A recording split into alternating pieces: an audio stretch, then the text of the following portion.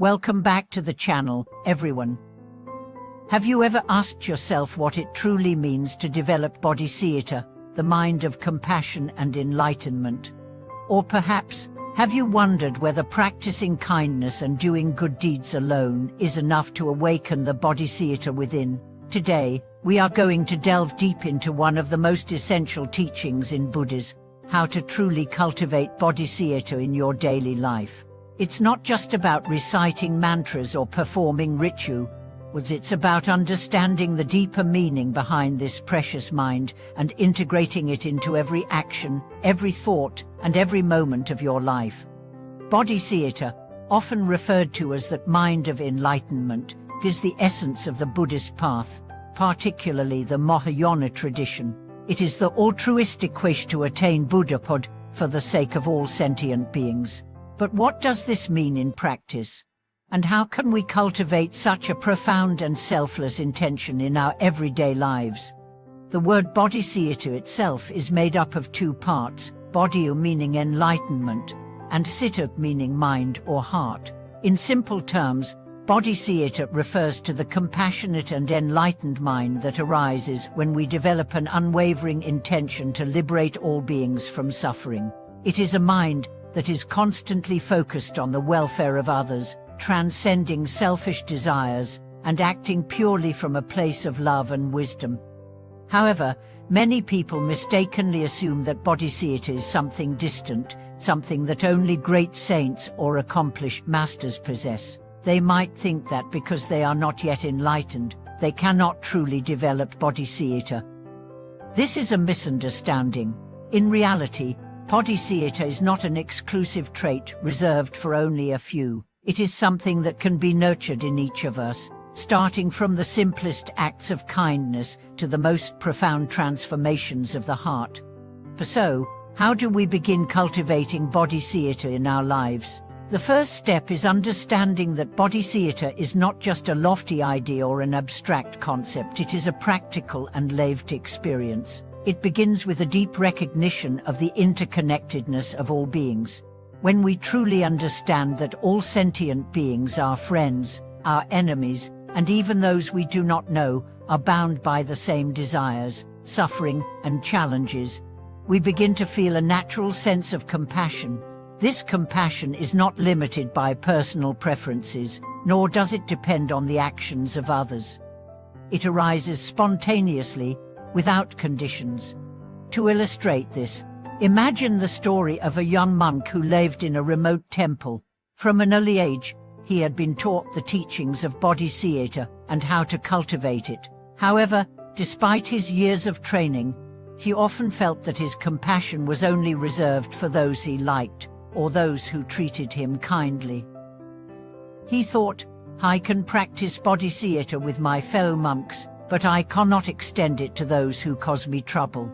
One day, as he sat in meditation, he was struck by a profound realization. True Bodhicitta is not about selectively offering compassion to those we find easy to love, but about extending our care to all beings, even those who challenge us the most.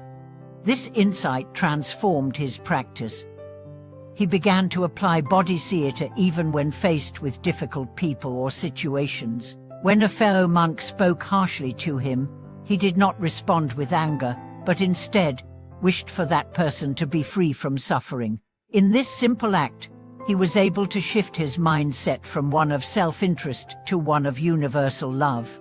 His heart grew wider, and his compassion expanded beyond boundaries. This story highlights an important truth. Bodhicitta is not an emotion that fluctuates based on the people around us or the circumstances we face. It is a steadfast intention that arises from understanding the fundamental nature of suffering and a deep wish to help others transcend it. It is not dependent on how we are treated, but on the clarity of our intention to benefit all beings, regardless of their actions or behavior. So, how can we incorporate this practice into our everyday life? It begins with small acts. Every time we help someone, whether it's holding the door open for a stranger, listening attentively to a friend's troubles, or offering a word of encouragement, we are nurturing Bodhicitta. We can ask ourselves, am I doing this with a pure mind, without expecting anything in return? If the answer is yes, then we are acting from the perspective of Bodhicitta. It is not about grand gestures or monumental acts. It is about bringing our attention to the simplest of actions and ensuring that they are motivated by the wish to relieve suffering and bring happiness to others. Another important aspect of cultivating Bodhicitta is the practice of developing empathy.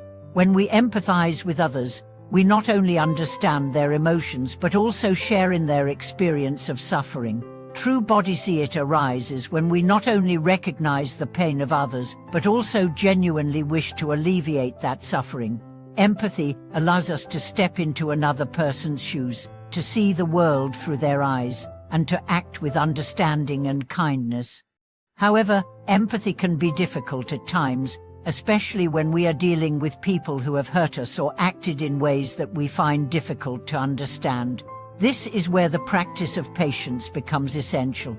Patience helps us to understand that everyone is on their own journey, and just as we have faced struggles, others too are going through their own challenges. It allows us to accept people as they are, without judgment or resentment. Through patience, we can learn to extend Bodhicitta even to those who have wronged us, offering them compassion rather than condemnation.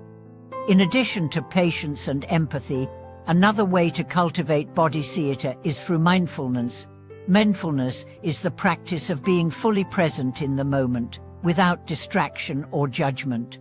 By cultivating mindfulness, we can become more aware of our thoughts and emotions, and in doing so, we can more easily recognize when our actions are motivated by self-interest rather than a genuine desire to help others. Mindfulness allows us to check our intentions before we act, ensuring that we are acting from a place of love, not ego. As we continue to practice Bodhicitta, it is important to remember that this is not something we achieve overnight. It takes time, effort, and dedication. It is not about being perfect or flawless, but about gradually shifting our hearts and minds towards greater compassion. Each time we practice, whether it's through an act of kindness, an expression of patience, or a moment of mindfulness, we are taking steps towards a deeper and more meaningful connection with others. Let us not forget that Bodhicitta is not just for those who are actively engaged in the monastic life or deep spiritual practice. It is for everyone. Whether you are a student, a parent, a professional, or someone who simply wants to bring more compassion into their life, Bodhicitta can be a part of your everyday journey. It is a practice that transcends boundaries, cultures, and lifestyles. The more we cultivate this compassionate mind, the more we will find our own hearts opening, our own lives becoming more meaningful, and our connection to others deepening. To conclude, cultivating Bodhicitta is not about achieving a lofty goal or reaching an endpoint. It is about continuously working to open our hearts and minds to the suffering of others, and to actively seek ways to relieve that suffering, no matter how small. It is about living a life that is motivated by love and compassion, not for the benefit of oneself, but for the benefit of all sentient beings. Continuing from where we left off, let's delve even deeper into the ways Bodhicitta can permeate every aspect of our lives. As we continue this journey of cultivating the mind of enlightenment, we find that the more we refine and nurture this intention, the more our hearts open, and the more our relationships with others become harmonious and fulfilling. True Bodhicitta is not just an isolated aspect of our spiritual practice, but it is meant to be integrated into all of our actions, thoughts, and experiences. At the heart of Bodhicitta is the deep recognition of the interconnectedness of all beings. The Buddha, in his infinite wisdom, showed us that every sentient being shares in the same basic desires, happiness, and the avoidance of suffering. When we truly comprehend this universal truth, we realize that our happiness is not separate from others. In fact, the happiness of others directly impacts our own happiness. When we cultivate Bodhicitta, we are not just thinking about the welfare of others, but we are also contributing to our own well-being. This realization shifts our entire perspective on life. Instead of being consumed by self-centered desires, we begin to see our lives as interconnected with others. Every act of kindness, no matter how small, ripples out into the world, touching the hearts of those around us. When we practice Bodhicitta, we make a conscious effort to transform every action, every word, and every thought into something that benefits others. It becomes a practice of continuous love, compassion, and mindfulness in every moment of our daily lives. It's easy to feel that cultivating such a profound mind is something that only a few people can achieve, those who live in monasteries, those who meditate for hours each day, or those who are born with great compassion. But this is a misconception. Bodhicitta is not a rare or unattainable quality. It is inherent within all of us. It is simply a matter of awakening it and practicing it in our daily lives. The true practice of Bodhicitta is not limited by one's spiritual achievements or religious background. It is about making the decision each day to practice kindness, to look beyond the surface of things, and to act from a place of compassion. One beautiful way to cultivate Bodhicitta in our lives is through the practice of Tonglen, or taking and sending. This ancient Tibetan practice teaches us to take in the suffering of others, in return, send out our love, compassion, and healing energy. The idea is to take the pain of others as if it were our own, and then transform that pain into something beautiful, such as peace, love, or understanding. This practice is not just an intellectual exercise, as it is a heartfelt and deeply transformative practice that allows us to develop a deep sense of empathy for others. Let's imagine a scenario where we are sitting in a park, observing the world around us. As we watch people pass by, we may notice a person looking lost or dejected, another person walking briskly, perhaps carrying the weight of a heavy burden, and a child laughing joyfully as they play with their parent. With each person, we silently offer them our Bodhicitta. We imagine ourselves taking in their suffering, their confusion, their fear, and transforming it into love and light. We then send them healing, wishing for their happiness, peace, and well-being. By practicing this, we not only cultivate compassion, but also learn to see beyond the surface of people's behavior and recognize the universal suffering that all beings share. This is how Bodhicitta can reshape the way we interact with the world. When we practice Tonglen, or even the simple act of wishing well for others, we begin to develop an attitude of open-heartedness that is free from judgment, bitterness, and resentment. Instead of seeing people as obstacles or annoyances, we begin to see them as fellow travelers on this journey of life, all seeking happiness and freedom from suffering.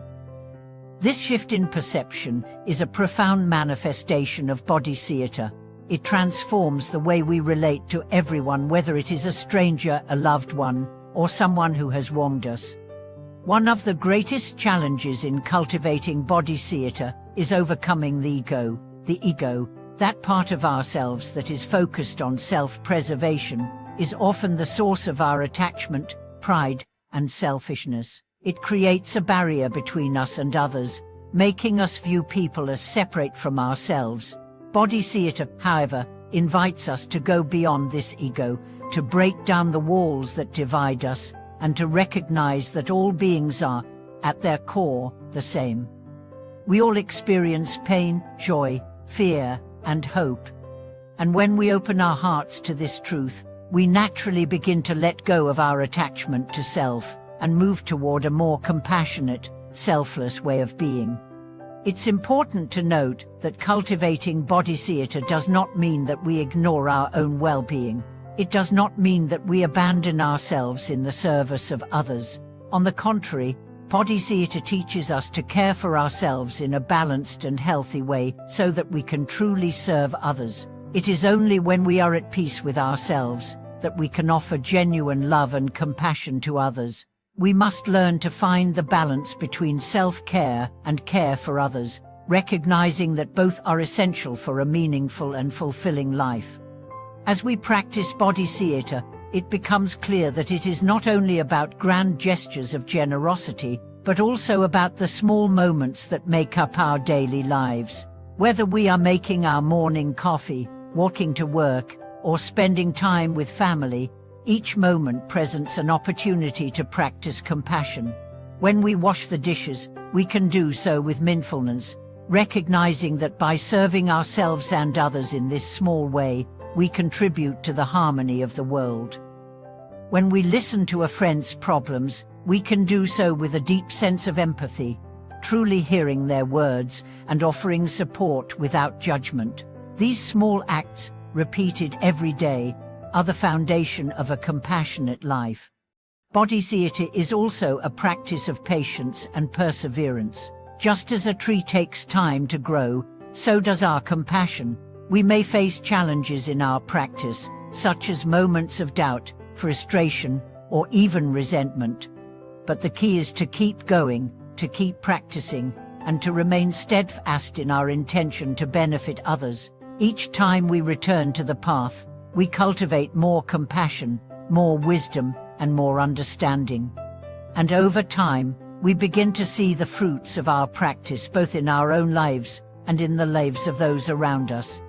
One of the most profound aspects of Bodhicitta is its power to heal. When we cultivate this compassionate mind, we not only help others, but we also heal ourselves. Bodhicitta has the ability to soften the hard edges of our hearts, to transform anger into love, and to turn fear into courage. It opens us up to the world in a way that allows us to connect deeply with others, to share in their joys and sorrows, and to experience life with a sense of profound meaning and purpose. But the ultimate goal of Bodhicitta is not just personal transformation, it is the liberation of all beings. As we continue on the path of cultivating Bodhicitta, we are reminded that we are not just doing this for ourselves. Every act of kindness, every gesture of love, and every moment of understanding contributes to the greater good of the world.